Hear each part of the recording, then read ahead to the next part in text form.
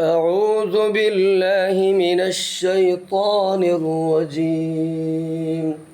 بسم الله الرحمن الرحيم. هل أتاك حديث الغاشية؟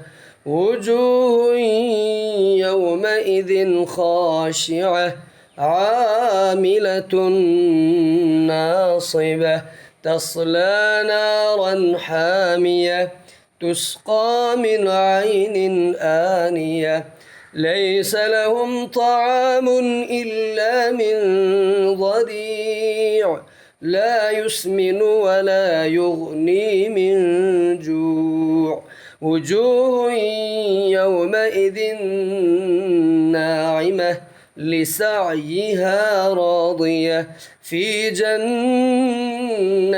عالية لا تسمع فيها لاغية فيها عين جارية فيها سرر مرفوعة وأكواب موضوعة ونمارق مصفوفة وزرابي مبثوثة أفلا ينظرون إلى الإبل كيف خلقت وإلى السماء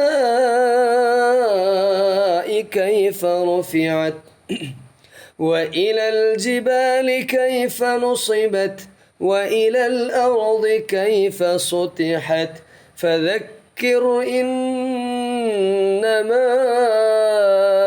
أنت مذكر لست عليهم بمسيطر إلا من تولى وكفر فيعذبه الله العذاب الأكبر إن إلينا